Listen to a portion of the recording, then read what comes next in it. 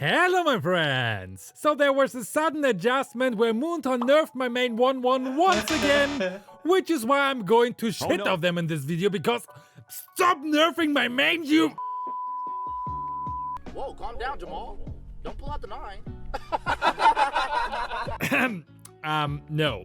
We will of course talk about what changed and more importantly, how these changes will affect the heroes. No, we're not just reading the patch notes here. We will also adjust their rank on the current solo queue tier list, but first I need to address something else. Moonton, please, if you make a patch, please apply it on all servers. Yes, at first they actually forgot to apply it on the EU server. First we have our helicopter boy, Balmond. They increased the 2-second slow effect from his first skill from 30% to 60%, which is actually a nice buff, especially against walking heroes, because they can't escape your helicopter move. They also increased the ultimate damage that is based on the enemy's lost HP, while reducing the base damage it deals and removing the slow effect. This means his ultimate becomes even more of a finishing skill, as he can for example kill enemies in an instant when they just revived back from immortality. His ult also deals way more damage to the Turtle and the Lord than a maxed out Retribution. I could for example easily slap a Lord with 3700 HP away. So use the jungle emblem with Season Hunter, which was formerly Demon Slayer and which was changed because of the anime I guess, and secure every neutral objective. He was a BT hero in the jungle before, but now I would rank him up to the A tier because of his ability to secure the neutral objectives. In solo queue where you meet thousands of headless chickens, this is really a valuable skill. On the XP lane I would move him up to the C tier, as he lets you become a second jungler in the late game for your team, which is again very nice if you want to secure the Lord. His laning phase is still too weak against most of his counterparts though. That's why he's only a C tier hero. Wow!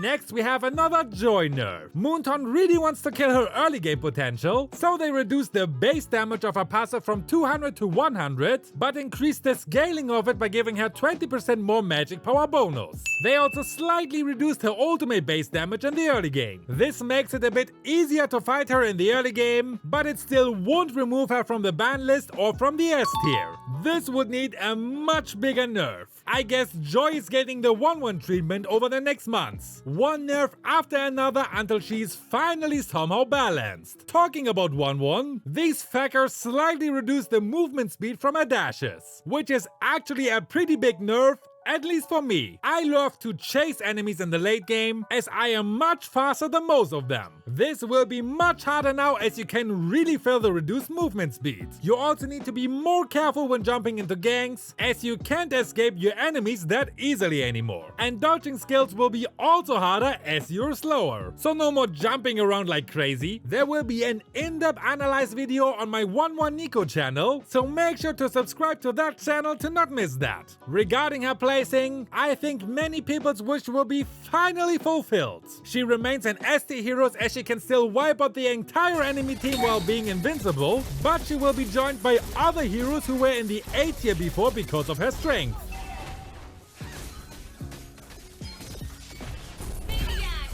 Next we have the OP motherfucker, 𝐼𝐬𝐧. They slightly reduced the base damage to reduce his damage potential when using a tank build. That nerf is so small though that it won't affect his placing on the tier list. I guess they just keep nerfing him so the ML community isn't starting a riot. Sing, sing, sing! Sing, sing, sing, sing!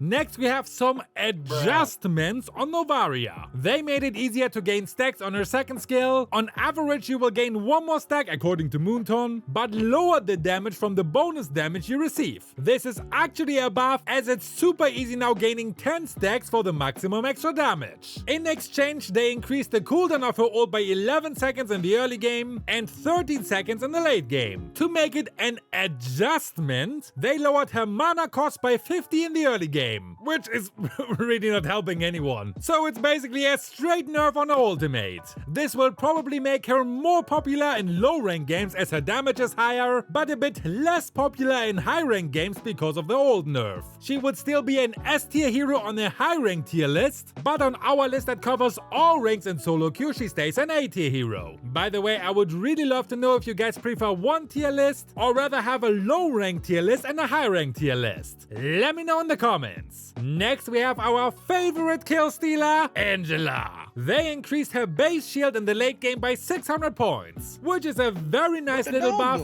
but it won't affect her popularity or current rank though. In solo queue she just isn't that useful as you never know what your allies can do. In a duo she would be much better of course. Next we have our big squid guy, Bane. They want to nerf his ability to drink the turtle soup in the early to mid game in no time, so they nerfed his passive damage based on the enemy's max HP by 1.5%, but increased his level scaling by 0.1% and lowered the damage cap against creeps from 500 down to 200. But they also gave him a level scaling where he gains 20 damage per level, so on the max level his cap is back at 500. This will make him less scary when it comes to the turtle soup fight and lower his popularity a bit. I think he is a solid A tier hero in the jungle and a C tier hero on the XP lane. Next we have a pretty big nerf on Glue. They lowered the base damage on his first skill by 20 in the early game and 120 in the late game. This takes a lot of his damage potential away and could affect his popularity, but it won't make him unusable of course. As long as his first skill is resetting its cooldown, it will be always a pain to face him on the lane. Overall, he still remains an S tier hero on the XP lane. Lastly, we have the adjustment on antique cuirass and dreadnought armor. Instead of reducing the enemy's physical attack, these items will now reduce the physical damage those heroes deal. Dreadnought armor reduces it by 4% and up to 12% at max stacks, while antique cuirass reduces it by 6% and 18% at max stacks. So when a hero deals 1000 physical damage to you, you receive 180 damage less from the effect on max stacks alone. On top there's your normal physical defense and many other things of course. This makes both items much better against heroes who attack you with skills, as they can reduce any kind of source for their damage. Especially in the early game it's a huge change, as most of the damage comes from the base damage of the skills, which wasn't reduced before. If you play against physical damage heroes who deal damage with skills, you should now prioritize dreadnought armor over steel leg plates as a first item. Antique cuirass is also much more useful in the early game now. It surely needs to be tested in all detail in the future to see its full potential, but it's certainly a buff for heroes who uses this item, and an indirect nerf for all heroes who focuses on dealing physical damage with skills. Now let me know your opinion on the changes, and watch this video where I talk about how to fix one of the worst heroes in the game, 𝐃𝐢𝐬𝐬𝐧.